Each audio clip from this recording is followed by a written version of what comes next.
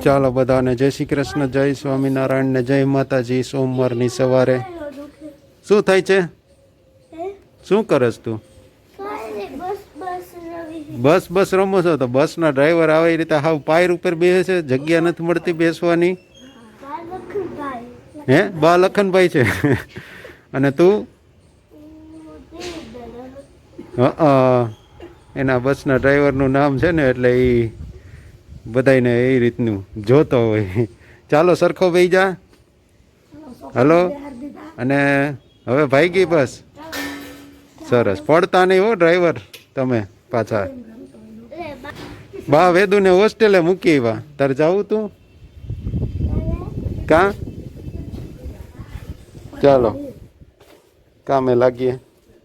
ચાલો શ્રાવણ મહિનાના પહેલો જ સોમવાર છે ને, પહેલા સોમવારે બધાનું સ્વાગત છે. બધાને જય શ્રી કૃષ્ણ, જય સ્વામિનારાયણ ને જય માતાજી. આજના દિવસના વિડીયોમાં સ્વાગત છે બધાનું.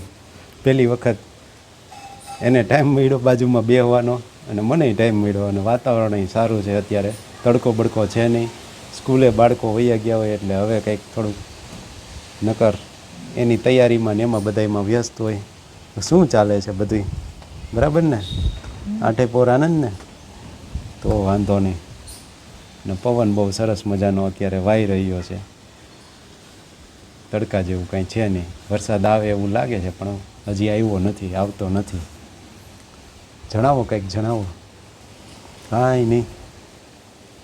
ચાલો આવું છે. નવું નહીં, જે જૂનું હોય એ જણાવો, અથવા તો જે તમે જાણતા હોય એ જણાવો. લે એવું ન હોય ને. ઘણી વખત એમાંય નવું મળે. જૂનું ઓલ્ડ ઇઝ ગોલ્ડ કહેવત નથી? જૂનું એટલું સોનું.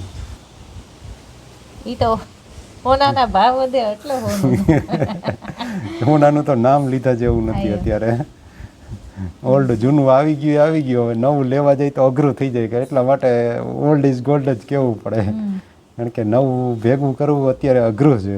લાખે પૂગ્યો. અગાઉમાં લઈ લીધું હોય જેને 25-30 50માં. હવે ઇમિટેશન હા એનું હાલ છે. નવી ને આમ જોવા જાવ તો એ જ બરાબર થાય. ઇમિટેશનમાં હું ખોવાઈ જાય કે પછી બે વખત પહેરી લીધું, 2-5 વર્ષમાં 2-5 વર્ષ તો હાલે નહીં, 2-4 મહિના હાલે, 2-5 પ્રસંગ વહી જાય એટલે ફેંકી દો તો કાંઈ બહુ ટેન્શન નહીં. બીજાને દઈ દો કે એમાં બહુ જીવમાં ઓલું ન થાય. વળી પાછી નવી ડિઝાઇન થઈ જાય એટલે આમ જોવા જાવ હોનું ઘડાવા જાવ ને એ ઘડામણીમાં તમારે ઘરેણા બદલતા રહીએ. ઇન્વેસ્ટમેન્ટ માટે લેવા હોય તો એ લઈ લે.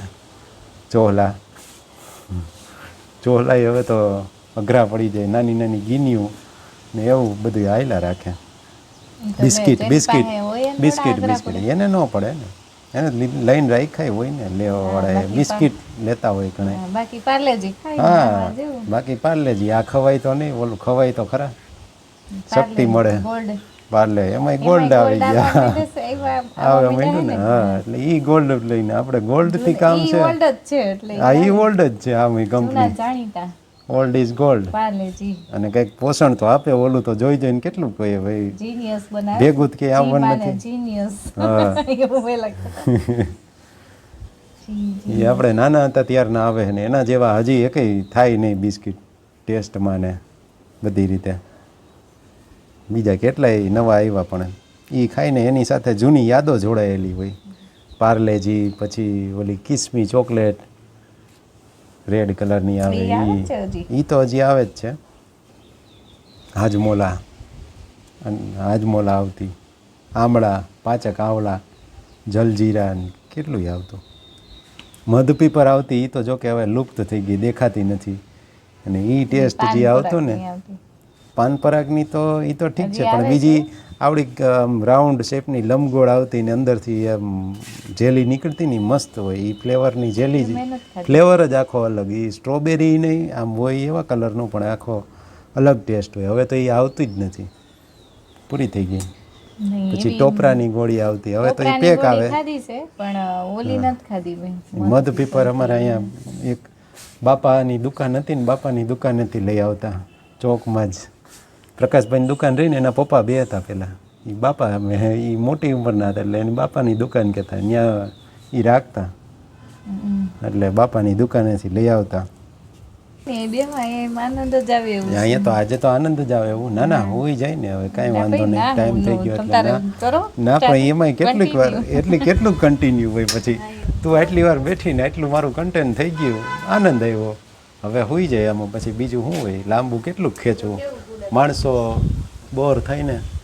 ગુલાબ વેદોને ધ્યાનમાં નથી આવ્યું ને કરતો એ તોડી જ લે તો મજા આવે. હા પવન નીકળેલો હોય, ભેજવાળો ન હોય, અને કદાચ વરસાદ આવે તો એ છાંટા છાંટા આવે ને. અત્યારે આઈડિયલ વાતાવરણ છે બધે.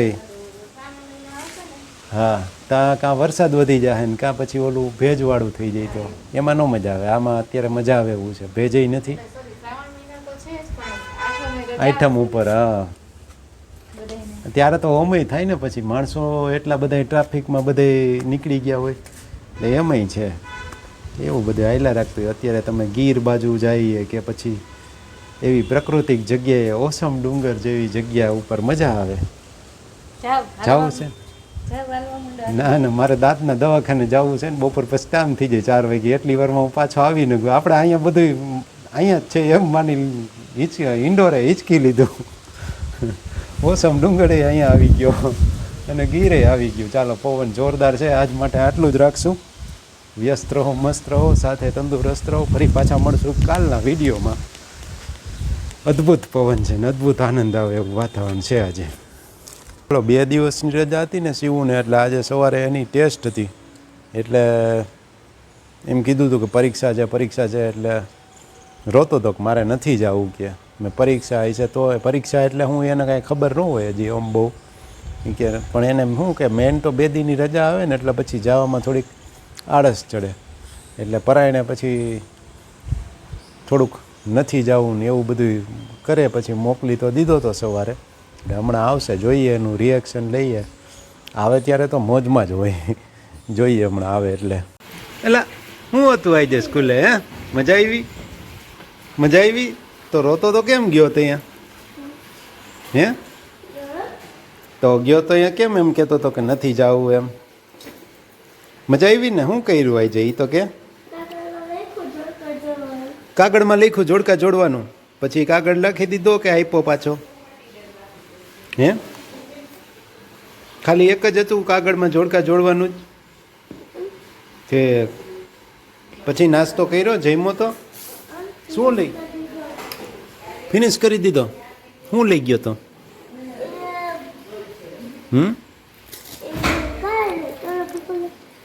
લે તો મને થોડી ખબર હોય. તું હું નાસ્તો ભાત લઈ ગયો તો? હાલે લે બધે ખાઈ ગયો. વઘારેલા ભાત. ઓહો બહુ ભાવે ને કા? છાશ લઈ ગયો તો? કુકરવાળા વઘારેલા ભાત. ઓહો બીજા વળી કેવા હોતે હોય? બટેટાવાળા હોતે હોય. ઠેક છે તે ન ખાતા. ઠેક મજા આવી ને સ્કૂલે? નહોતી ને પરીક્ષા? તો પછી બસ તો અમે કહેતા જ હતા પરીક્ષા ન હોય કાંઈ ત્યાં. વેદું ને હોય જોજી.